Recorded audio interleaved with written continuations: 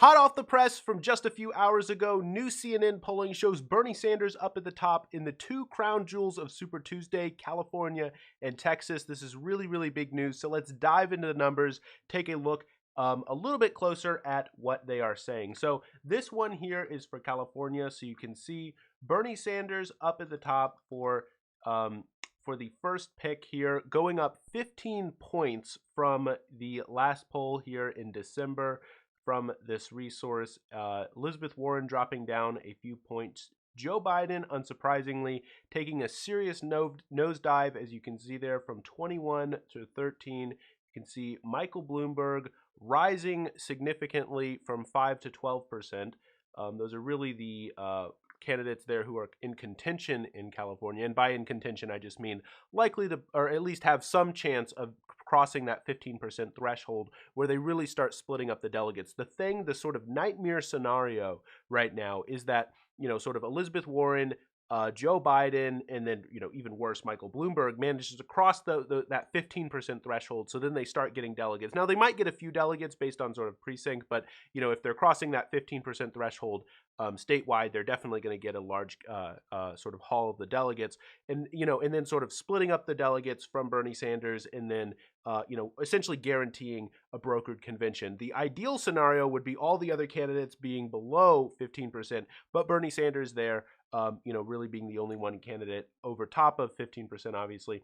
But I mean, this is super, super encouraging to see Bernie Sanders at 35% statewide. I mean, that, like, you're looking at sort of a smashing victory. Now, of course, the other question that we're going to be looking at is, how late is the mainstream media going to be staying up? As we all know, the mainstream media is essentially all based out here in the East Coast, or at least I say out here because I am in Northern Virginia. But, we might want to go to bed. And so the question is going to be, in terms of early voting, how many of those early votes, those early votes seem to come in, might come in late. Last time around, it looked initially like Hillary Clinton, kind of crushed Bernie Sanders in California. But then as we got more and more of the sort of the votes got counted, that gap really changed, and Bernie Sanders really sort of closed the lead a lot more. The other thing I do want to show you is this is from the actual article from CNN. You can see Bloomberg, and we're going to look at the Texas poll in just a second, but Bloomberg is also a boon to enthusiasm.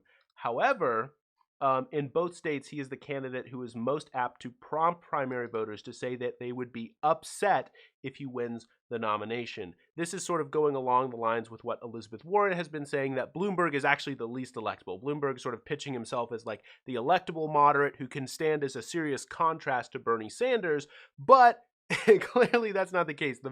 Voters are most upset. They would be most upset about Michael Bloomberg winning. And so the idea that Bernie Sanders is this candidate who's going to really turn off all the voters doesn't seem to be the case. Michael Bloomberg is much, much more likely to turn off voters than is Bernie Sanders. Unsurprising to any of you guys watching this, but who knows? Some people don't seem to notice that. And if you look at some of the other numbers here, Bernie Sanders leading the way on the issue of healthcare, Bernie Sanders leading the way on the issue of climate, Bernie Sanders essentially leading the way here on race relations as well.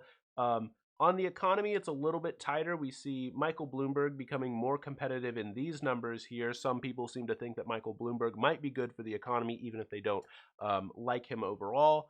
And then you can see on the issue of immigration, Bernie Sanders again up at the top. Now let's go take a look at the polling out for Texas. Again, just released a few hours ago.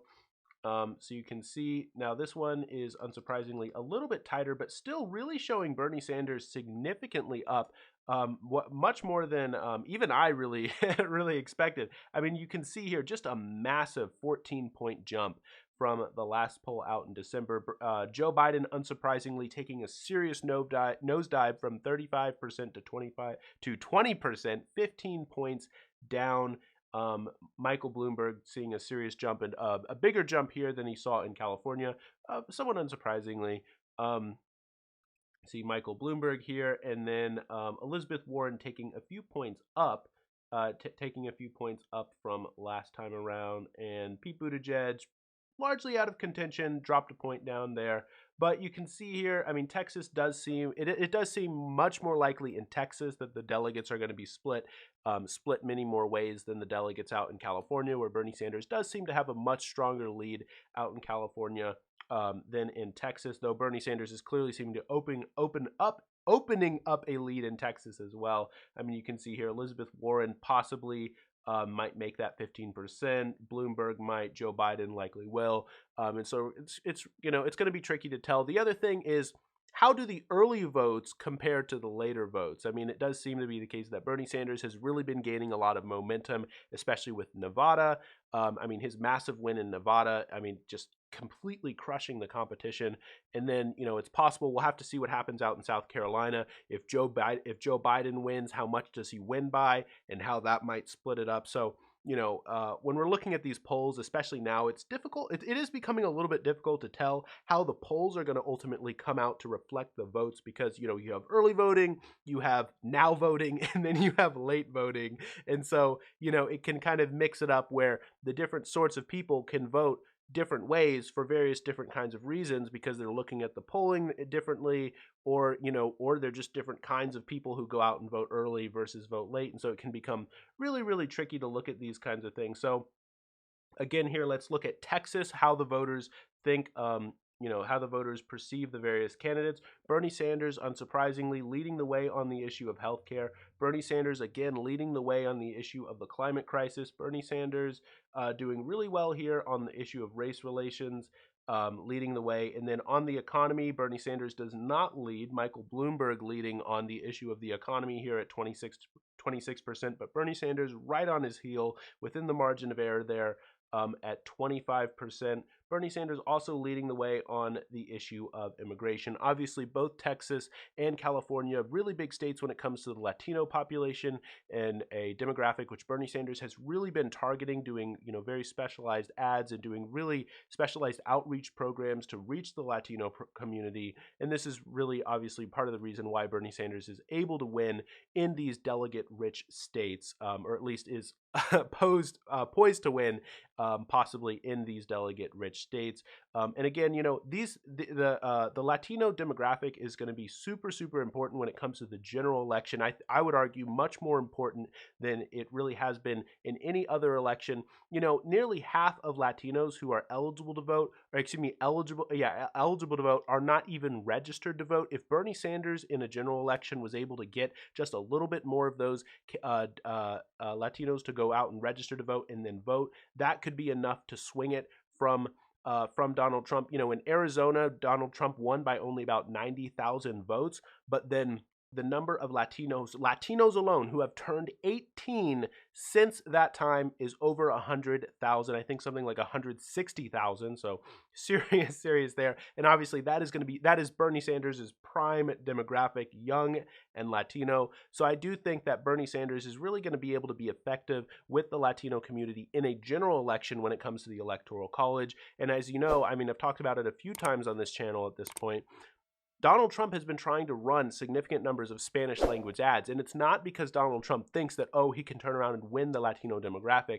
He's running these ads because all Donald Trump has to do is stop that 50% of Latinos who are eligible to vote but not registered to vote, stop them from registering to vote so that, they all he has to do is convince them that he's not a monster. That's all he has to do in order to secure re-election. But all Bernie Sanders has to do is convince and energize these Latino demographics to go out and vote for him. And as we know, Bernie Sanders is also really competitive in those areas like the Rust Belt and all those other places where, Bernie Sanders is likely to do really well as well. So these polls are just a snapshot, and we're going to have to take a look at some other stuff. Actually, before I go, let's just quickly take a look at the RCP average. So California has seen more polls than Texas, so this data is a little bit more robust here.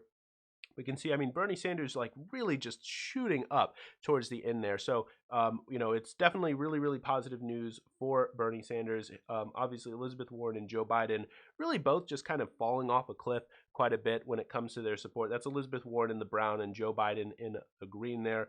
Michael Bloomberg in the orange taking a spike and then dropping down some more. And so it became, Michael Bloomberg was really going up quite a bit because of his ads, and then went down significantly after Warren's really devastating attacks on him. Now switching over to Texas here, you can see Joe Biden there. Again, there's been fewer polls for Texas than in California, but you can see Biden was in the lead for the longest time, but Joe Biden, after his absolutely abysmal showings in Iowa and in New Hampshire, and then a very distant second showing in Nevada, has really fallen off quite a bit, but still remains slightly, somewhat more competitive. Definitely Texas is going to be a more competitive state for Bernie Sanders than it seems to be for California. And again, the early voting thing is going to be confusing, and we're going to have to see how that plays out. But regardless, Bernie Sanders here, really taking up the lead. So anyway, if you like the video, I'd really appreciate it if you hit the like button and consider subscribing. Thanks.